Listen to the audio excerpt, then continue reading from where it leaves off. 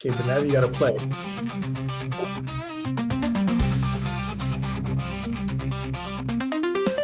This is the Creatively Geeky Show, the support group for your creative process.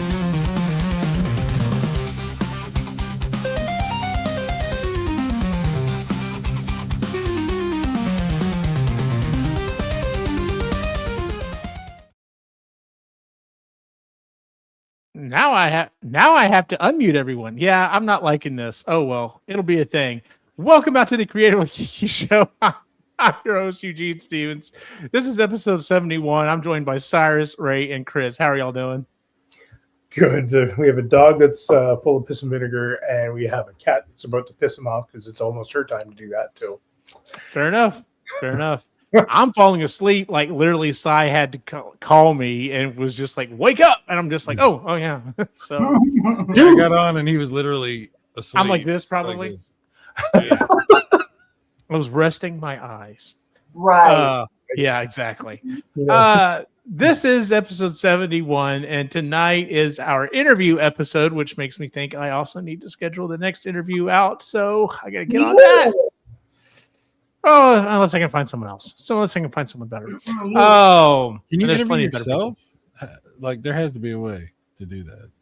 Well, I mean, y'all would be interviewing me, but Can we make an AI model of you? That no. Oh, you record twice. You record it with asking the question. That is way too much work. I'm all no, absolutely. Yeah, what was it you suggested earlier that I do? I had a video where it was like showing some video game that had been like improved or whatever, and Eugene's like, "Yeah, you need to do another video with the regular version right next to it." Compare. I'm like, "Yeah, that's a lot of work.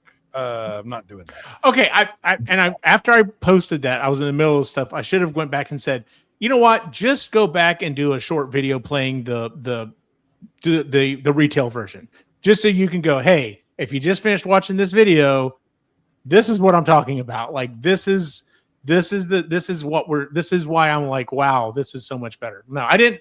I'm sorry, I didn't actually mean for you to do a side by side and be I've like, tried it look. before. It's really hard, and no matter how you do it, it won't be perfect. And people get really mad if it's slightly off, or if they're like, if this one isn't exactly synced, like frame to frame, they get all pissed off. And I'm like, I'm not doing it. I got no time for this. Like I said, but I do think it would be worth your time to just be like, hey, this is what the last two videos I've been referencing Doom. This is what I'm referencing, guys. Like, look at the frame rate. Look how bad this is. All right, it's been 5 minutes. Cyrus out. Like, I don't even worry about playing like a half an hour or whatever, like trying to beat the first level. So, Wolfus is here. He says, well. So, all right. So tonight's episode, we are interviewing our buddy Ray. It's his turn to be on the hot seat for tonight. Who planned this shit? I know, right? Ray Andrew is the definition of a Renaissance man. He paints, he draws, he does woodworking, he builds things, he plays guitar. Is there anything he can't do? And that's what we're going to find out tonight. He can't do a backflip. Fair enough. No, Front flip. I have done a front flip. You have done a front flip. Okay, well, I'll add that to the. I'll add that to your list of things. Ray, you're kind of a hard one to pin down because, like, I mean, with Cy, we kind of focused on the magazine and just like all things video game stuff. Chris was baking, writing, stuff like that, quilting and stuff. You're all over the place, man. Like you do a little bit of everything. Welcome to my brain. Fair enough, dude. Fair enough. So when did you start making stuff? Like when would you say your creativity like kicked in? If you ask my parents, it was always. Okay. So I was always a kid that was drawing and. All right, what's their phone number? Hang on. Call mom. Oh, if you ask my his mom will tell you. Yeah, some time. She will go out right into it. Yep. And then if you ask my dad, I ruined shit. So that being said, I was also the kid that would take the dinky cars, right, and I would modify them.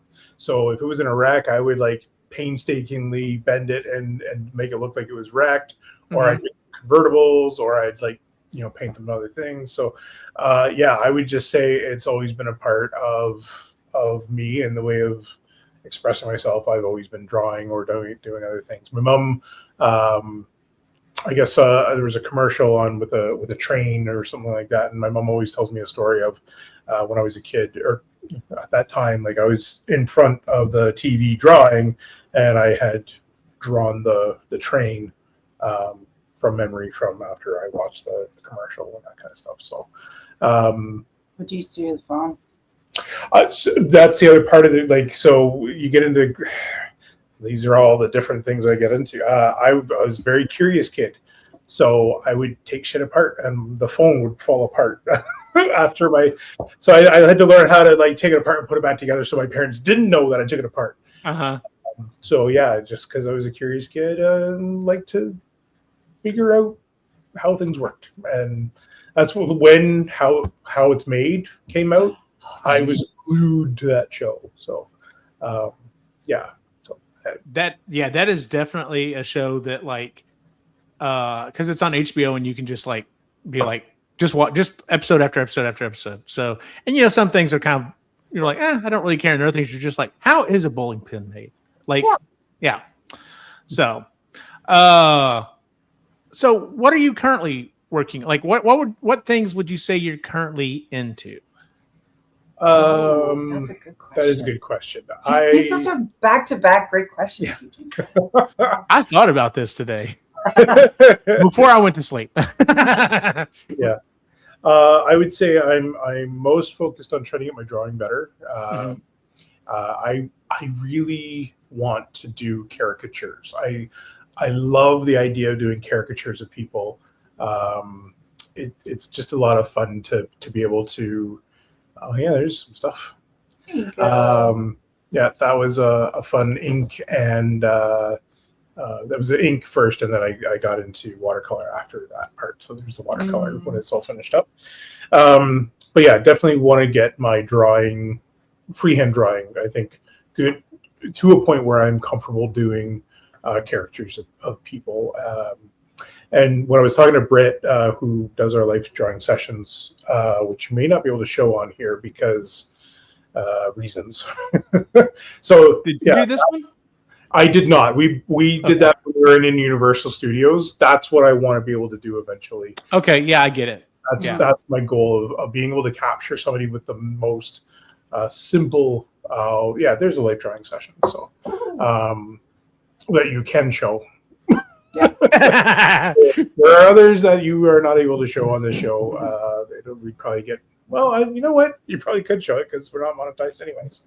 Exactly. Yeah. Just a warning. So yeah, that's I would say drawing for sure. I do want to get into screen printing, which this is a different type of print. So that's a lino print where you have to cut out all of the negative space.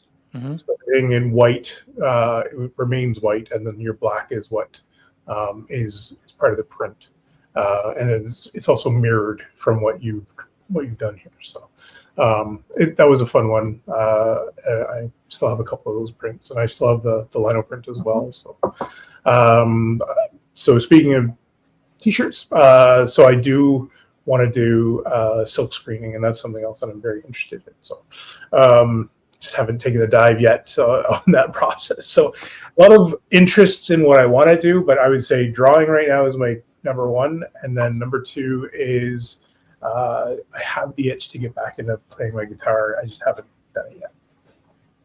What kind of music do you play on the guitar? Like what's your go-to? Mostly 90s and early 2000s alt rock, Foo Fighters and Smashing Pumpkins and like some Collective Soul. Yeah, Collective Soul. A little bit of Dave Matthews. Yeah, I goof around with Dave Matthews. I do try. That is a complicated one, but it's fun. I just kind of goof around, and I was part of a group in Port Elgin a long time ago where it was a bunch of dads and we just get together and jam. That's a drawing of Dave Grohl that I did, which is actually up over there now. So finished it up. Nice. That one actually was a bit of a therapy session too. When Taylor Hawkins passed away, they did a UK. This is from the UK concert that they did for remembering him. And so there was a moment where Dave Grohl was singing "Times Like These," and he started breaking down, and the crowd got behind him, and we're just trying to cheer him on, and it was that moment that really stuck with me, and so it was my own kind of dealings with that one. So, and Strider, sorry, I'm tired. Striker. Strider. So yeah, that was a fun one. Charcoal I'm goofing around with. Again, That's cool looking. having fun. So that one's actually up at the shop now too. Oh, nice. How much?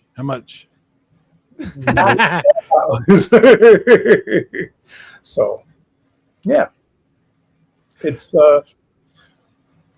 yeah. Chris, do you have a question for this guy? No, I've been thinking, like, what am I going to ask him? Because I'm very chatty and I ask a fuck ton of questions because I am also a curious person, just different curiosities. Oh yeah. Yeah, that's Eddie.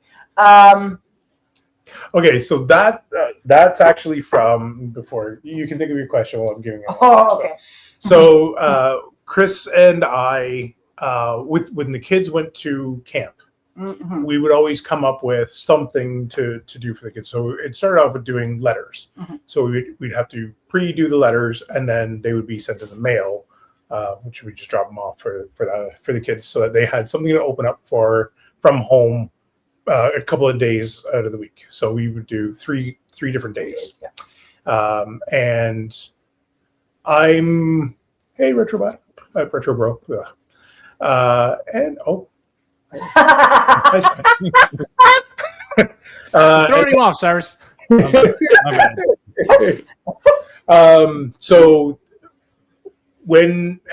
we did the letters, and I had fun with that, and I would usually try and put like puzzles or stuff in there for the kids, and maybe like little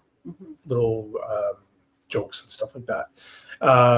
And eventually I got to, let's do something drawing wise. And so I did, Stranger Things was huge at the time. Logan was really into it. Mm-hmm. And so I did that one for Logan while she was at lit. Yeah, she was in the leadership training. So yeah, that was kind of a fun one to do for her. Mm-hmm. Yeah. One of the things that, I guess I don't want to like change the subject. Yeah, man. Okay. One of the things that I love that you do is you make these little things by hand that are made of like wood. You make like these little things. Yeah.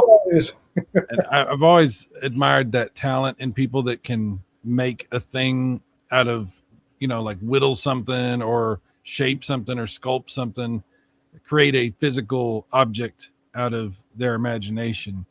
I don't have that in me. I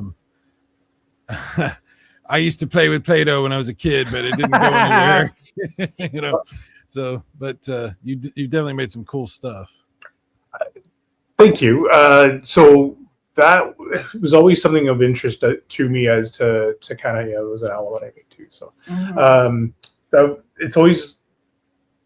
it's been there in my like consciousness of what I want to do. There's some fairy doors that I did as well. What I'll say is Doug Linker is on YouTube. I think he's over in BC area. It's great tutorials on how to do it. So it's a good way to learn. So if you are interested, like that's how I got started and just kind of goofing around. And when you make one wizard, you got to make more in order to practice. So I've made 4 or 5 different wizards. And then I found the fairy doors, which I thought was fun. So I've actually left some of the fairy doors around town. And now there's one at our shop, which is kind of a fun little thing too, where the first person that finds it is able to get a free coffee. And so it's happened a couple of times where somebody's pointed it out and they get a free coffee. And so, yeah, it's, yeah, I don't know, they're a fun just thing, and it's keep my pain in the ass to clean up though. Oh, how long? Not that long, really. I would say within.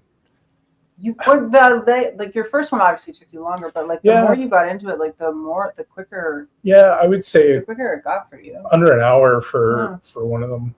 Do you paint? Like I saw your little fairy doors. You paint different ways and. Yeah. So that's just using watercolor over top. Now the wood that I use is not great at stain. Basswood. It's basswood, and so the way it grows, it's not great at taking stain, and you could actually get like blotchy areas. So which might be cool in some cases. So that's actually a watercolor paint, even a gouache I've used as well to put over top of it, just so that it completely colors it. And it's I've also done a snowman for Logan for Christmas. Oh, and your mom. And my mom. I did one for her as well. And so carved out the snowman, and then I put we had wire, and so I used wire for the hands and so it made it look stick-like. And then I gave each one a staff as well, and like a little hat and stuff like that. So it's, yeah. What's the biggest one you've made? Like if you can remember, like different sizes of some of these things. Like I would say, yeah. I'll grab them. I was just pointing. There's wizards. Yeah. So when he was whittling the wizards, I don't know if he planned this, but he wound up making them all different sizes. So the 3 that I always put together, because I decided they're the 5 wizards of Middle Earth. He didn't realize it. He was just trying to whittle, and I'm like, it looks like Gandalf. So wait, this one's Radagast. Okay. Oh, okay. That's Gandalf. That's Saruman. So see, I usually put these guys. See. Oh yeah. Yeah, and then these 2 duties are the blue wizards because they're short and different. So they sit. Yeah. So I got the 3 wizards over here, and then the blue wizards sit away. So they're not all together. Yeah. So, but the one that the Saruman, this one's cedar, right? So that so this one's out of cedar because it doesn't carve the same as basswood, right? So it's not as soft. No, and then there's another one. This one's made of pine, which was a pain in the ass. That one you didn't like. Because you said basswood's carved the best. Yeah, so like if you can see the difference, so pine doesn't hold as well. You get a lot of chipping, you get a lot of breakage, where this one holds quite a bit more detail. So yeah. But you're getting pretty fast at it. No, I haven't done Etsy stuff. I kind of got. These are mine.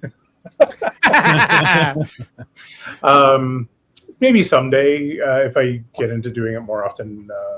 I'm kind of busy with the.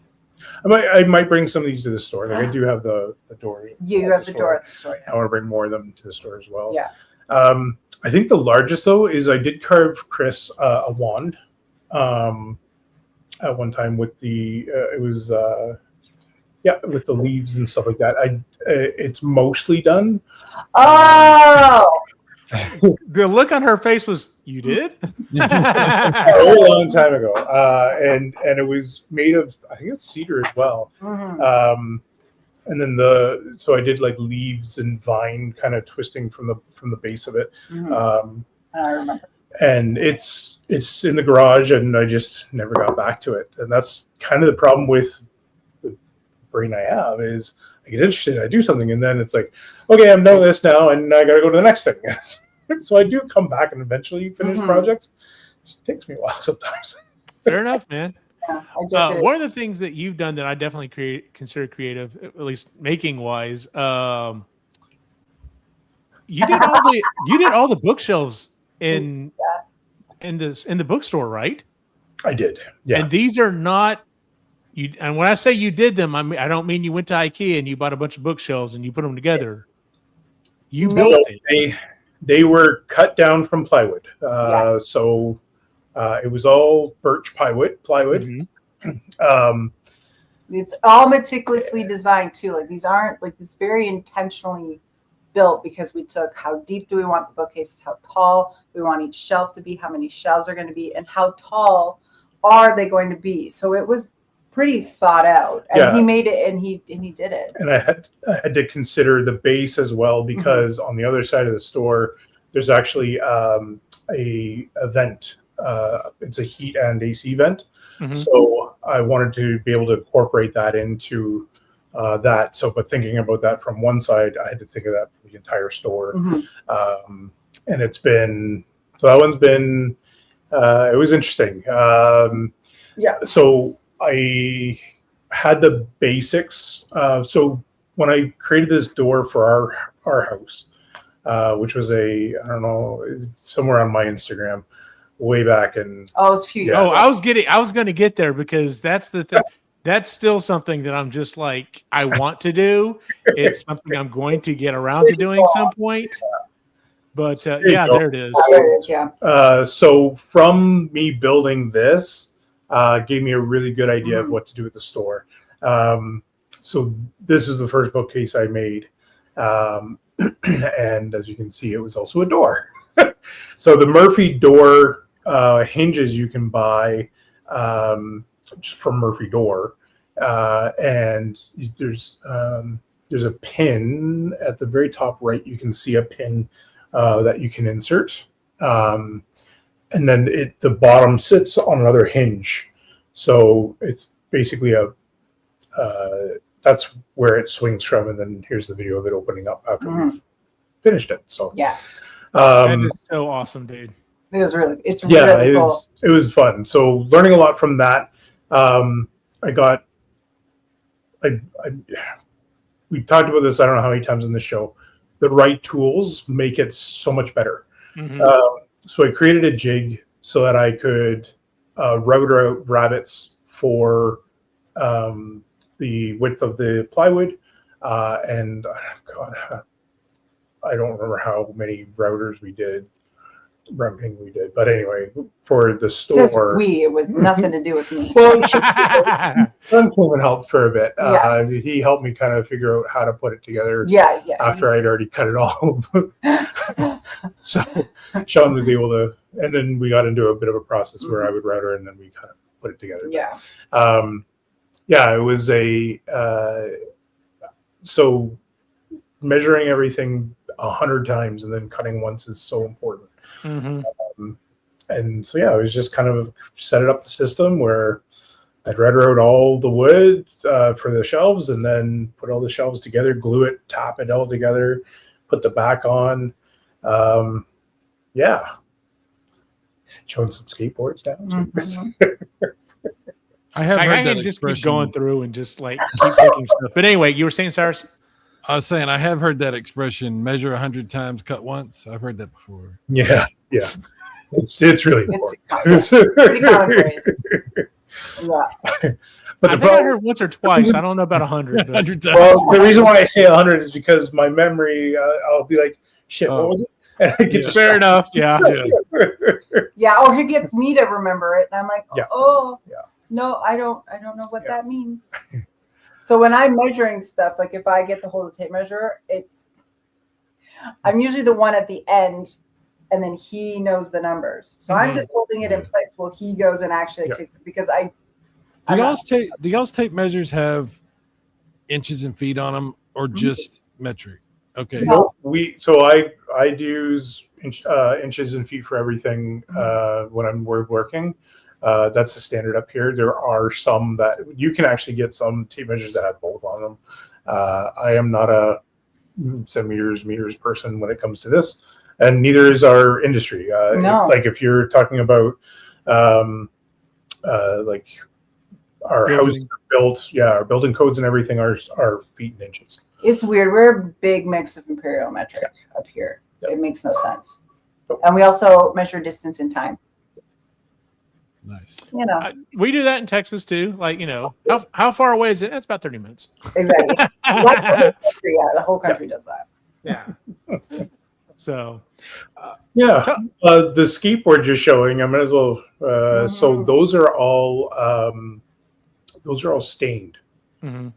So I used wood stain on those to get the color in there. So that's obviously some mountains, or at least in my mind it is. I know what it was. That was kind of a fun one. And then you did show a Where's Waldo as well, which was kind of a fun one. A friend of ours has that one now. There's the Where's Waldo one. You got in trouble for that one, didn't you? Yeah, I put that one up, and I got a cease and desist from DreamWorks. On the Etsy, on Etsy. So that's another reason why. Oh, I'll stay away. Yeah. yeah.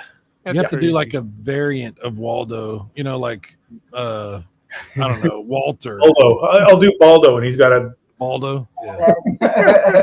Just use my picture. Where's can't- Waldo? Right there. I can't do Bucky though, because there's my Fido Dido. Fido Dido. I love Fido Dido. I used to draw Fido Dido all the time as a kid, and thought it was a great character, and so I thought this was kind of a fun way to represent Fido Dido. So I think I sold that one. So Oh, I can't remember. sorry, 7-Up. I don't think they care. No. That's cool. Did you do that one? Yes. That's beautiful. That one, a neighbor has that one now. That was one that, I just thought it'd be kind of an interesting. Sorry. So why skateboards? Like, what made you decide this is what I want to do art on, like as a medium?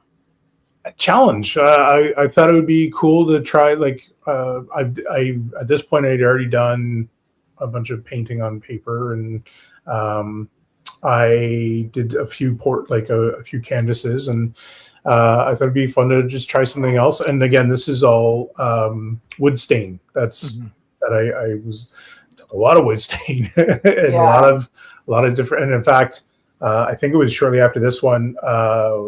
One of the kids, I think it was Logan, she actually spilled some stain on it or water. I can't remember what it was, but something happened to it. So I actually had to go over it again and try and blend it. And I think it turned out better afterwards. But for a little bit there, I was a little, oh shit. So you wouldn't recommend using the skateboard with the art on it? Yeah, if you put like a clear coat on it. Well, yeah, you put a clear coat. It would get rubbed off eventually, but yeah, I mean it's designed to be out there.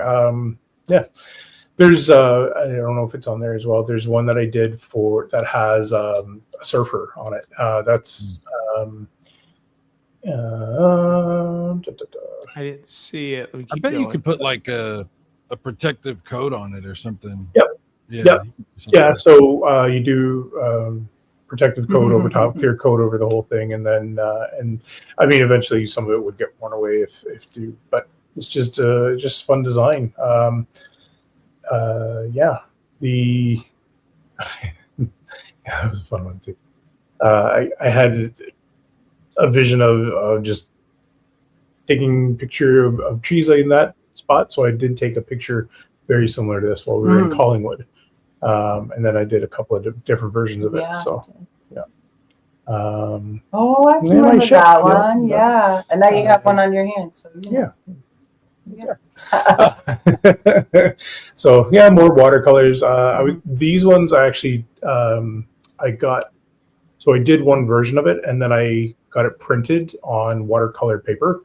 And then I went back through and did variations of them. So, just tried to be creative and see what I could come up with. And I wanted a consistent scene, but with different versions. That's cool. Did you draw that? Yeah. So that was a picture that I took, and then obviously drew and painted it. That was when we were up. It was cold. We were in Collingwood with my family on a horse ride. And it was middle of winter. it was February, and frigid. Yeah, It we was were in a absolutely frigid. It's polar and, vortex. That yeah. one. yeah. So Yeah. yeah. Well, that art. Yeah, Mhm. those are all oil paintings, Yeah. oil. Mhm. Some of them are here, some of them are One out of and them, about. yeah. Yeah, no worries. And then they're just. Have you? So do you find yourself going through? Sorry, Cyrus, I didn't mean to cut you off. It's okay. Do you find yourself kind of because of the way I'm scrolling through this, I'm going further and further back. Do you Yeah. find yourself going through like, all right, well now I'm going to do this. Like now I'm doing watercolor. Now I'm doing oil, and then you're kind of, I don't say you're over that part, but you're like just finding there's something else that you want to do, and you kind of put the other stuff away. Do you go find yourself going back to it? Usually what it is I find something that I don't like about using that particular thing. So for oil color, it's how long it takes to dry. I both love and hate. So with oils, it can be a very long time. Now there are some additives that you can put into it that make it a lot quicker. But then it's the cleanup. You hate the cleanup of oils because it's not simple. You can't just wash it down the sink. Like it's a process, and you have different additives that you've got to solutions and solvents and stuff, and then how you dispose of that, and as well as oil, how good is it for the environment and all that stuff. So there are some stuff with there's additives that you can put into not latex but acrylic painting to try and make it act more like oil, but it's not quite the same. And so yeah, with everything, it's how quickly can I clean it up is kind of my latest. I hate the cleanup, so if I can do something a lot quicker, so that's why I love the charcoal right now, because of how easy it is to clean up. You can get some really great depth and different in lighting and stuff like that with charcoal as well. And then watercolor as well, I'm still interested in. It's a lot easier to clean up. The pain there is how long it takes to put between layers, and you don't want to fuck up what you've already done as well. And so you can actually get into that where it's oh shit, I've done something and it's ruined it. I do have some ideas on how to do some multimedia ones where there are some clear gessos, so different gessos that you could use to prepare different canvases. And I've had a couple of visions in my head of how to use. So I want to do a drawing, whether it's a mirror or a lake or something where it's reflection, and the drawing is in the reflection, and then the watercolors all around it, so it looks like it's like a reflection of itself, but only the drawing. So, or even like a person, right? So the person, as I would do as real as I can in oil color or whatever, and then the drawing would be in the reflection, or vice versa. So, yeah, just things I haven't done yet. Still in there. How do I do it? So go on. Sorry. So we keep doing this. I know, right? Have you ever had a show, like a showing, or like took your stuff to a event of some kind or anything like that? Kinda. Yeah, a bit. So what kicked all of this off is a promise that Chris and I made to each other. Oh God, what did we say to each other? So I made the deal that I would put some of my paintings up. Oh, that deal. I did not follow through on that part. I did because I didn't. So Chris and I made a deal. She was doing a lot of writing at the time, and I said, okay, you get one of your manuscripts send it out to a publisher. Mm-hmm. Whether something happens with it or not I don't care, but you do that. And she's okay, but I had to do something too. So my deal was I had to put my stuff up locally for sale, and so I did. I approached a store called Rabbit Dash. It's a cool little store. It still exists, and I don't know if they still do this or not, but they would have local artists put up their paintings for sale and through commission and stuff like that. And I sold some things. I sold some pretty cool paintings, and some of them I know are still out there, and it's kind of cool that some of my stuff's out and people are enjoying it. So Nice. yeah, it's fun. It's neat. So I've looked at a local place as well. Yeah. It's not cheap. Ooh. It's not cheap. So so my stuff's up in the store. It's a good place for it. Yeah. It's funny. Earlier on, I noticed, and I don't know why, you know, I've known you for years, but it just never occurred to me that, like, whenever you go to sign your art, it's Ray Andrew, it's raw. Who painted this? Raw. Yeah. Yep. So the thing that you're kind of been doing a lot of here lately is stuff for the store. And like you keep telling me about all the cool stuff you can do with Canva. Yes. And so Canva's been kind of a fun outlet for me. I've designed,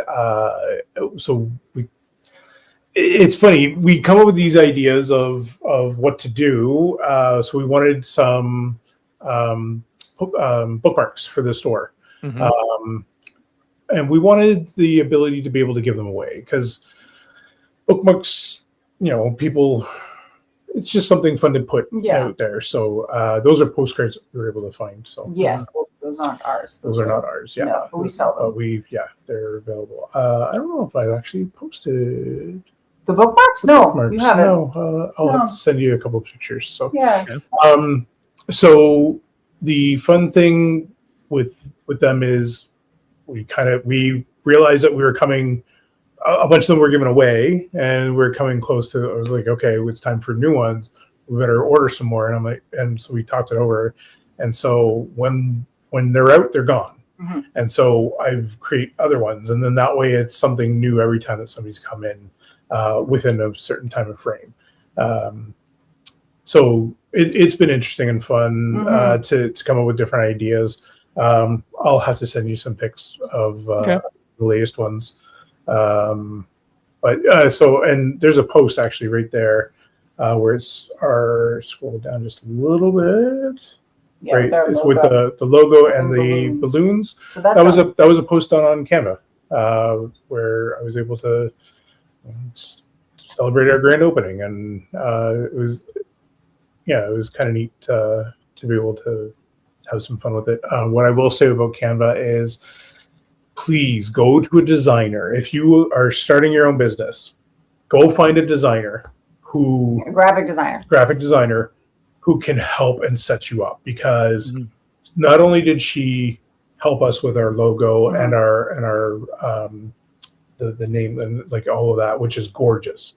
She also set us up with a profile where you just copy and paste it into Canva, and all of your stuff is there. So all of the colors, the fonts, everything is ready to go. And with Canva, you're able to change different colors and do different things with it, so that it's all cohesive. It's cohesive, and it's all part of the brand. And it's so worth it. So worth it. Like Camilla Kip. She's on Instagram. She was our designer and was worth every penny. Oh yeah, 100%. Yeah. But you're finding granted, she's basically giving you the tools, but I noticed you've really enjoyed like taking them and designing stuff and doing stuff, and you obviously have a knack for it. Like, you know, now granted, I'm comparing this flyer that you've done here, to some of the artwork that I see at the high school level. Now, a lot of these kids, I'm sure that's what gets me, is I'm sure some of them have taken some kind of design, art design or digital design or whatever. But like, I look at it and I'm like, have you just not learned yet about like space? Like, you've got a picture here and some words and stuff, and there's all of this negative space. I'm like, obviously you understand this. So were you taught this, or is this something you taught yourself? So I did a lot of PowerPoint presentations, and I prepared a lot of PowerPoint presentations for work. Mhm. And negative space is important to take advantage of. You need the negative space in order to enjoy what's there. You can't have too much negative space all over the place, or you're like, well, that doesn't fit. But I would say that, you know what, Bob Ross is probably the best teacher of using space Mhm. and putting things where it catches the eye. And I don't know how many videos of Bob Ross I've followed. Like that's where I think a lot of that comes from, of being able to identify where things could kind of place. What I will also say is a lot of practice and all of it is now covered by the likes and so I have to shift it over a little bit more, and like I wish and it's actually feedback. So Canada, if you're listening, when you're creating it, it'd be nice that the outline of where you're actually placing it. It would be nice if you could see that outline so that you could place things even better. Totally. I have said forever, as much as people hate PowerPoint, sitting through PowerPoints, it's an art. It is an art form. I actually, I used to teach computer literacy to eighth graders, and I used to do a lesson on like the 7 key things to make a good PowerPoint. Of course, most of those things is pointing out what not to do with PowerPoint. Yes. And I see it all the time. I literally just went through a presentation last week for the Booster Club, and I looked up at the screen and I thought, I guess they haven't clicked next just because they haven't started putting in the bullet points. No, bullet points were there. Turns out in a bright auditorium having a black background and red letters, it's kind of hard to read. Not a good idea. Yeah. So, I totally get that. I totally get learning that type of stuff from doing PowerPoints and stuff for work. So, I was going to ask, we normally ask, describe your process, but like, do you it depends. I'm sure it depends on what it is you're working on. Your process has to change. You know what? I don't think it does though. Really? Because the idea is in my head and I need to get it out of my head. That's usually what I say to Chris is like, I've got something, I gotta get it out. Tattoos are the same thing. Now I can't ink myself. I can't do that tattoo myself, but I have an idea in my head and I need to talk to somebody who knows how to do that and then figure out how to get it where I need it. So I would say it's a spark. Something hits, whether it's we're watching TV, whether we're listening to music, I could be listening to a podcast. I don't know how many times we've talked to, like, there's t-shirt ideas that I still need to make from this show. My brain will just say, hey, it's time to do this now. And I need to get it out, and I'll even jot down, and I have to do this better. I'll jotting down the idea in a space where I know I'm going to be able to see it again. And then I just have to work away at it. There's still plenty of ideas that I need to do. But I would say that, the idea of, okay, I want to see this. How do I make this happen? So another example would be the skateboard for Venom. It's out there somewhere. So it's a Venom logo, essentially, where it's his face. And it's one of the skateboards that I did. But when we were researching, and it's funny how like the different ideas kind of come together. So when we were researching our old cottage and how to do the siding on the cottage, we looked at a burned cedar as the siding, where you would actually burn the cedar completely and then brush it off. And now it's completely weatherproof and protected. So I was like, oh, that'd be kind of cool to do on a skateboard. And so I did it on the skateboard. I'm like, okay, cool. Now I've got a black canvas. What do I do? And so I found white stain and put that over top of it to do the Venom symbol, and it was just kind of a neat way to do it. That's awesome. Cool.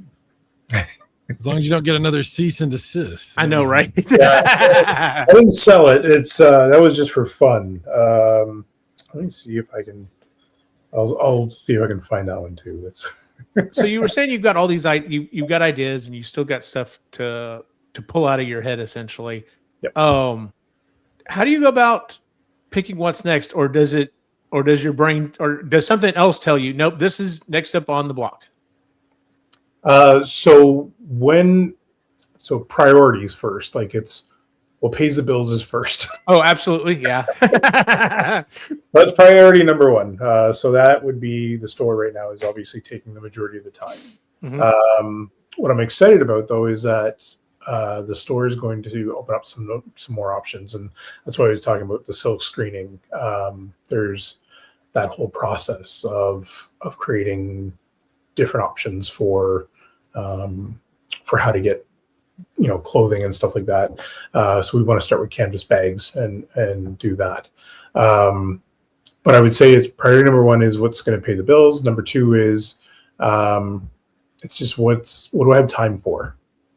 Do I have time to do a deep dive on something that I can get into an oil painting, or then I can get it, like if I have a good week, then I could get into something major like that. I only have, like the other couple weeks ago, I only had a day, so I grabbed the knife and I started carving out a ghost from wood. It was a first attempt. It didn't turn out the way I wanted, so it's back to the drawing table, and we'll do it again. But yeah, that's it's timing. I think would be what pays the bills, then time. Absolutely. How do you handle writer's block?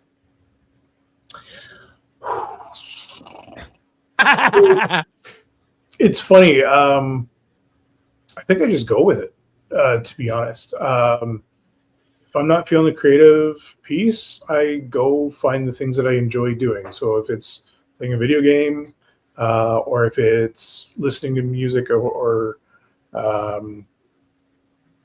but if it's something that I really want to get going, I just start something that I thought I could, or I'd go back to an old project that I started a while ago, take a look at it and try and get back into it that way.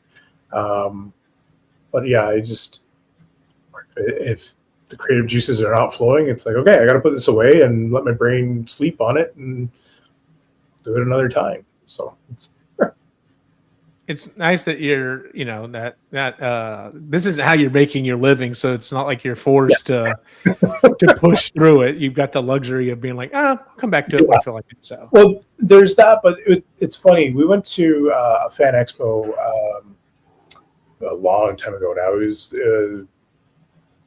was in Toronto, and I can't remember how many years ago it was now. And I went to one of the panels, and it was an artist that used to work for Marvel and DC and a few others, and he's a comic book artist. And somebody else had brought the question of, like, how do you deal with stuff that you don't like the art that you've done that you don't like. Mm-hmm. And he basically said, you got to know when to stop and let it go. You could fixate and try and perfect something over and over and over again, or know when to stop it and be like, okay, I'm happy enough with this, and this can now go out in the world. And that's been something that I've really been working at. When do I stop goofing around with it and be like, okay, it's done. If I mess with it more, it's going to make it worse. So I've done that for a lot of the paintings lately. Sometimes a few of the carvings as well. It's like, okay, I need to be okay with this being out in the world as is, so that I can go and enjoy the next project. Because, and we've talked about this as well in the show, once you've released something, it's not yours anymore. It's whoever is beholden to it, right? So whoever's enjoying it, that's who it belongs to in that moment. And I have a few paintings out there now that people really, I know one in particular. They really enjoy the painting. They get to see it every day, and it's something that I agonized over and really didn't change. And I was like, okay, well, enough's enough. I got to put this out there, and they love it as is. And that's pretty cool. Have you ever gotten all your stuff together, got your supplies, got your space you're going to work in, got yourself in the mindset of what's about to happen and everything, get everything going, and then you're just like, I don't want to do this, and just just like put it all back up slowly? That never happened to you? I can't say that that's happened because if it's all there and I have time to do it, I get excited. And That's good. That's good. That's good. I'm kind of lucky in that way. It's more of shit. I need to go to bed. Like it's Yes. I could be up till like 2-3 in the morning doing the process and be like, shit. The sun's coming up. Fuck, I need to go to bed. He gets in it and he'll forget to eat. He'll forget everything. It's like he's in his own little world. And to bring him out of it, it's like you've taken him out of a trance. Mm-hmm. Yeah, because he'll do it for his sister's the exact same way. Like the two of them, if they get onto something and they're hyper focused, don't bother. They're in it. The creative juices are flowing, and there's it's very difficult to get out of. Yes. To be fair, Si, I have done that before. You get everything and you're just like, I don't want to do this now. So I spent all of my energy getting ready for it. No, you get excited about. I get excited, and he's collected the things. Yes, and now now I'm doing the things. Yes. And I'm having fun, and I'm trying different ways of doing that thing, and it's how we end up with 5 wizards. Right. That's cool. What's your favorite part of the creative process? I would say it's the spark. You never know when it's going to hit. And like Chris and I it's fun when the spark happens to both of us at the same time. There was a song we've heard hundreds of times before, and as we're driving along, I still remember a certain lyric happened, and her eyes lit up, and I looked over, I'm like, that would make a very cool comic book. And it's nothing that we've actually ever created, and we can tell you after the show's over what that was, but it was a pretty cool moment of oh shit, that would be amazing. And so that initial fuck, that would be cool. That's my favorite part. Isn't he delightful? It's just a whimsical little thing. Yeah, he's okay. He's all right. I mean, don't I'm not for everybody. It's okay. I guess. I have a question. Okay. What do you think, or what do you hope the kids have learned from you being a creative person, whether they've observed you or just maybe inherited from you? What do you think they've gotten from you as a creative person? Good question. What do I think, or what do I hope? Both. I think they both have the creative spark of that moment of, oh, that would be cool. I don't know how many times I've said I'm an ideas person. If you want to talk about creative things and how do we do things, or what would be some cool ideas of how to do something, or a story, and like, let's create a story together. I'm an ideas person. I will throw shit at the wall and throw it at you and be like, okay, I want to make a story about something that's tightly locked. All right, where's the zone that would be survivable, and how would it look? And give me an idea, and I will run with it and try and come up with multiple ways of making it work. Execution has been kind of a harder thing for me.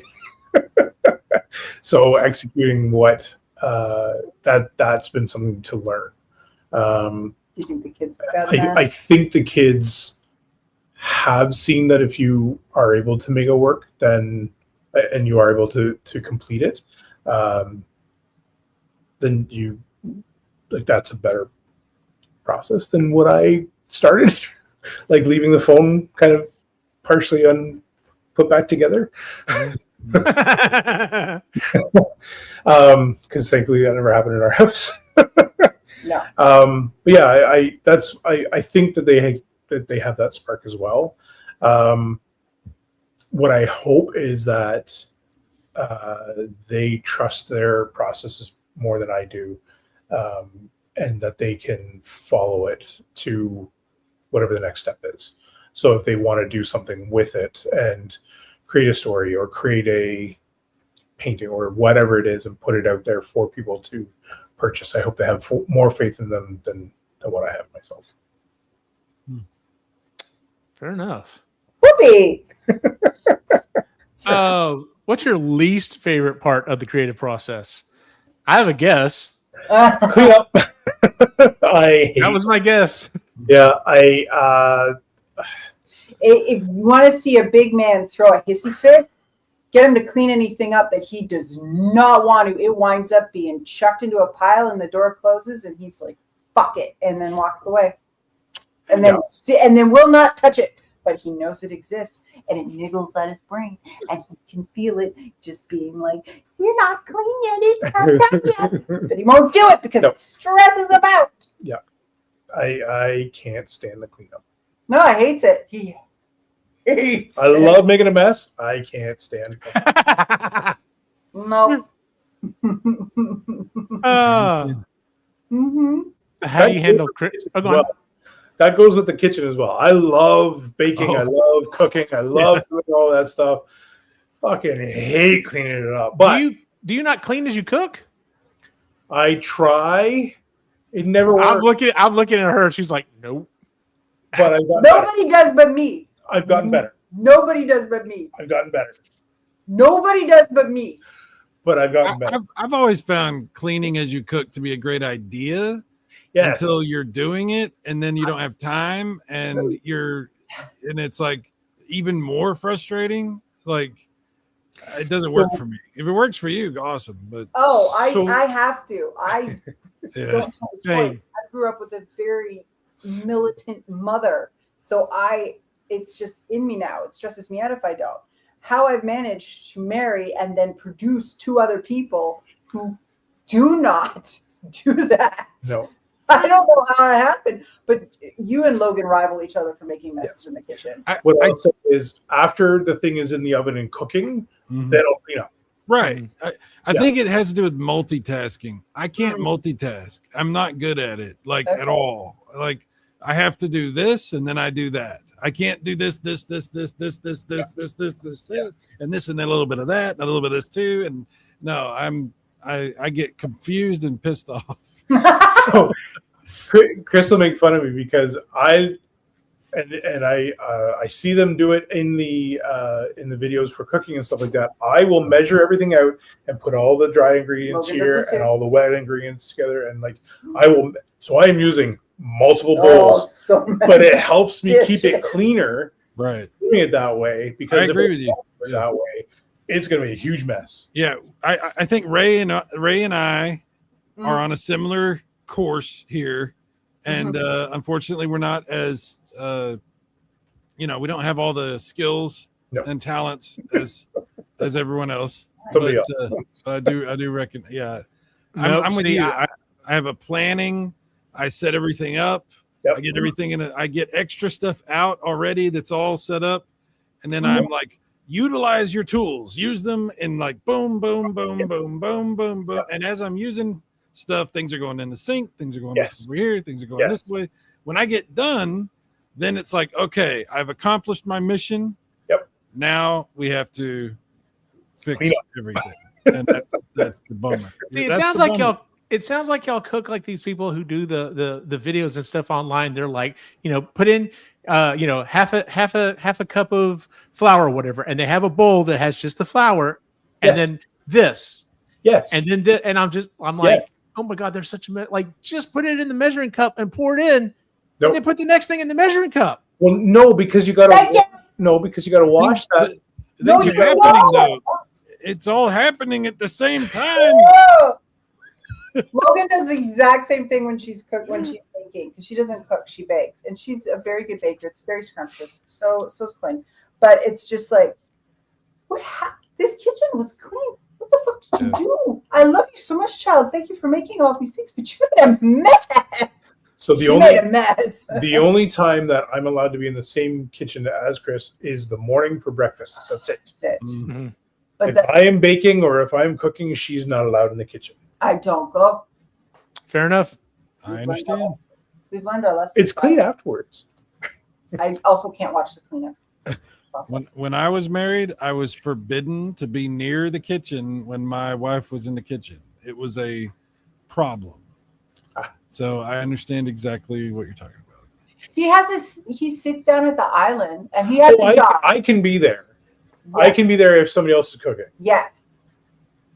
But somebody else can't be there when I'm cooking, When you're cooking. or for their own protection.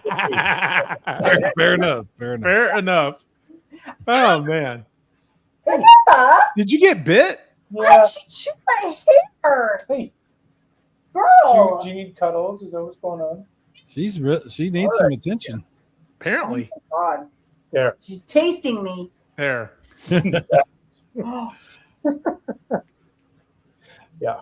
Anyway. How do you handle criticism? Depends. I think it depends on what it is It- and how it really who does. says it. I would say that I'm much better now than I used to be. Mhm. I recognize where the criticism is coming from. Yeah, I would recognize where it's coming from and who's saying it, as well as what they're buying. Like, are they wanting me to succeed and they're giving me constructive criticism? Okay, I'm going to respect that. Are you just telling me I'm shit because I'm shit? I don't really give a shit about your opinion anymore. So, yeah, if you genuinely are trying to help me out, yeah, I'll listen to you. But if you're just being an asshole, I'm not going to give you the time of day. Yeah, and you've gotten a lot better with that. The older yeah. you've gotten. Yeah. Well, it's not really criticism. People that do that, they're not critiquing. They're just dicks. No. Yeah, it's a different. And I will take it as a compliment that we've had two people cry about how the store looks, in a good way. Oh, in a good. Okay, good. We specify that. I miss everything being here. It was more that they were I think emotional yes. Yeah. already, and then something clicked in their brain, some memory happened maybe or something, and then it was just too much, and It all kind of fell in place. They cried. They were come to tears, and I'm sure it had more to do with what was going on in their life than the store. But it's cool that the store kicked it off. I was gonna say, it doesn't matter. Give me your tears of joy. Oh, so what other? Oh, we've already covered everything. I don't know what else you could add to this. What other creative hobbies do you have? What does it? Okay, I was going to say creative hobbies I have are ones that I want to go after. You know what? Let's do that instead. What things you've done a lot of different things, and like you said, you've kind of moved from thing to thing as it interests you. What's still on the docket of things you're like, I still want to do this? Yeah, so I definitely want to learn welding. Hell yeah! I think welding would be amazing talent just to have. There's a lot of cool shit you could do. And then the other one is animatronics. I really want to do a deep dive on and figure out how to make animatronics and like robotic type things where even coded, like getting into that where I'm able to, cause I have a goal someday to have Waldorf and Statler as puppets at our front of the house and commenting on people as they're walking by. Like I want that to be a thing at the house and just have those kind of Muppets around for fun. And I think it would be a blast. I was imagining the Chuck E. Cheese band at your bookstore, like just creepily watching people. Five Nights at Freddy's coming to life. I was gonna say Five Nights at Freddy's kind of ruined that for at least the younger generations. Our generation's like, no, that was cool. So Yeah.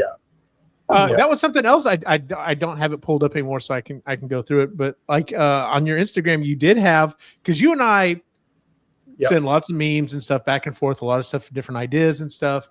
And one of the things that you and I both really enjoy doing is Halloween preparation decoration.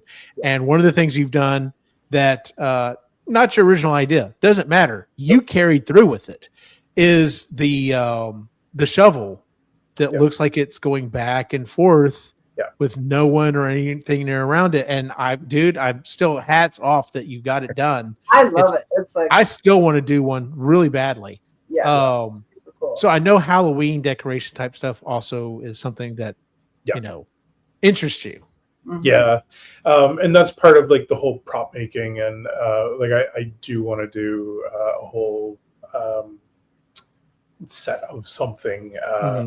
But yeah, sharing those videos back and forth with you definitely kicked it off. And I had a neighbor at the time that was mechanically inclined enough that was able to help me out with at least having the confidence of, okay, this is simple and I can do this. As well as a couple of easy ways to test out if things are working, right? Using a drill battery to attach it and make sure that that's providing enough power, and then you can figure out the amperage and all that other stuff as well. So it was kind of neat. The other thing that I will say is that there are enough controllers out there and enough things that you can buy to help you out. You don't have to make everything, which is what I thought you had to do. Yeah, having those different controllers. So now taking it to the next step, I want to be able to take that sign take that shovel and then put it into a more waterproof box and make sure that it is a little more weather friendly. Right now it's a little haphazard. Maybe not the most safe thing in the world, but it looks cool. It looks cool, and I'm very thankful with how it came out. So, yeah, you should be. It turned out awesome. So, thanks. Oh, that's actually, you know what? The next thing on my list that I definitely want to try is making Pepper's ghosts. Oh, yeah. Yeah, I did a lot of reels about Pepper's ghosts. I want to make book nooks that have Pepper's ghosts, and I want to do. I do. That is on my list of things to absolutely pull off is Pepper's ghost. That's awesome. Yeah. And then one of the last questions we usually ask. We already know your answer, but we're going to ask it anyway. So, what are your feelings about AI and how it's being used? Yeah, I'm really torn in the way, like, I hate that it uses people's real art to learn. That's how real people learn as well. The problem is that these companies are using it and not they're not giving any credit to the actual artists. It's a tool. I appreciate that it is a tool that we need to learn how to use appropriately. The problem is I don't agree with the learning that they're doing, and the longer it's been around, the harder time I have with it. And in fact, like if I could opt out on a lot of it, I would. The problem is the companies aren't letting you opt out on these things, and I don't like that. That's a thing. It actually kind of reminds me of U2. U2 put an album out on Apple Music back in the day, and they didn't care if you wanted it or not. It was just automatically downloaded to everybody's Apple. Oh yeah. Like, where's the outlet? Like because they got a major shit for that. Because you couldn't take it off your phone. No, you couldn't at the time. And eventually they were like, okay, well now you can take it off. And it's like, well, yeah, but I didn't want it in the first place. So where's the outrage on that for this? Yeah. So, Mhm. yeah, it's a cool tool that would be neat if it learned in different ways. I think would be. Does it replace a human? No. I don't think it can in the current process.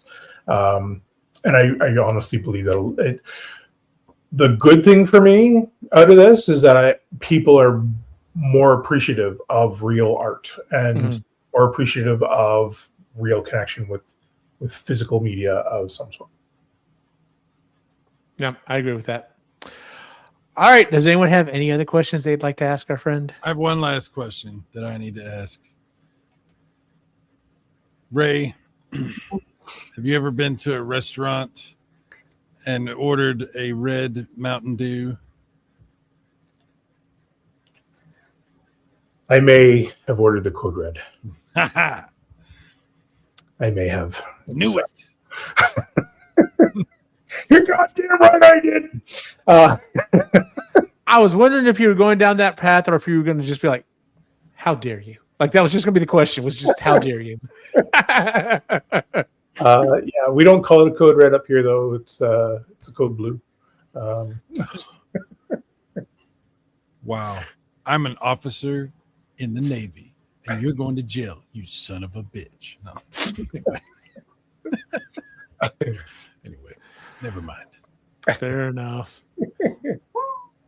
Well, I mean, surely if you've been watching the show long enough, you already kind of have an idea about our buddy Ray, but this was a deep dive into his creative process, and we had a lot of fun, and I'm glad we decided we're going to eventually get to all of us and do this, because it is fun to,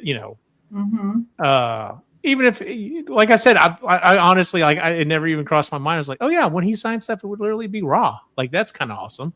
So yeah, my grandfather, I've got a painting my grandfather did up there, and his was Marvin Eugene Stevens, MES. So when you paint, it was signed Mess, and he loved that fact that that's how he would sign stuff. So, but anyway, all right. Well, that is pretty much our show. I guess we should again move on to our social media stuff. Let me see if I can do this real quick. Thank you, Cyrus. I believe in original created art instead of using pre-existing or borrowed or stolen assets, sir. I made these assets. Thank you. Ray, we're going to start with you. Where can we find you online? The Reluctant Yeti on Instagram, and then also the.bookpeddler on Instagram, where you can see some latte art that I do dive into a little bit. We didn't even touch on latte art. What the hell? So now you're combining actual art with food. Like, damn, dude. You can make a heart. It's so cute. And then I'm also having fun with one of my favorite videos I actually made was making an iced coffee and having the milk pour in, so you can see that whole process. So, yeah, we didn't even touch on photography, because I know you played around with photography as well. Like, I have the reason why I didn't bring it up is because I have 5 rolls that I need to develop to see how they turned out. Hey, I was going to ask you, on your music that you make, do you ever sing or you just play instruments? You can't really sing and play at the same time. I can't play and sing at the same time, but I love to sing and I love to play the guitar. And you can actually sing. It's fun. Yeah, you can. Wow. Somebody needs to do the new intro song for the Epically Geeky show. Dude, it has crossed my mind. Dude, you could probably put together a really cool, like, hilarious intro song. You could do something really cool. It has crossed my mind. It's just finding the time. Yeah. Yep. Time, that tricksy bitch. Yep. So, Chris, where can we find you online? On the Book Peddler, because I never post anything on Moody Midlife other than the Book Peddler stuff. Well, I mean, it's pretty much where you're living right now. So It is. Yes. It's my whole personality now. Cyrus, where can we find you online? Super Mega Graphics 64. There you go. He's been doing a lot of like early morning videos, and like it's been fun to get up and be like, oh sweet, there's a new video from Sai. So I have reasons for that. It's not just because I'm crazy, but that is part of the reason. Part of it. I'm glad you like it though. Thank you. yeah, it's fun because sometimes he'll jump on. He'll be like, I didn't think anyone was going to be on here. And like, there's a few people that are just like, I haven't gone to bed yet. Or I live in Europe. This is the perfect time. Aw. I have good luck and good friends. Yeah, So, absolutely. And then if you want to follow my individual wacky adventure, you can find me at Optimus Gene. Yeah, just I'm finally starting to feel the interest to start making stuff again. Of course, I've had some projects handed to me that I've got to start working on, including trying to revive an Xbox 360. So that'll be something I'm talking about next month. So Godspeed on that one. you can make a video on that, and it would probably get a lot of traction. Actually, You know what? You should do a video of it. But I don't want to have to set up a camera and do all that because it causes the process to take 4 times as long. just as the take photographs and then do a stream and just show the photographs and talk about what you did. Fine, then you have to do the side-by-side video I said.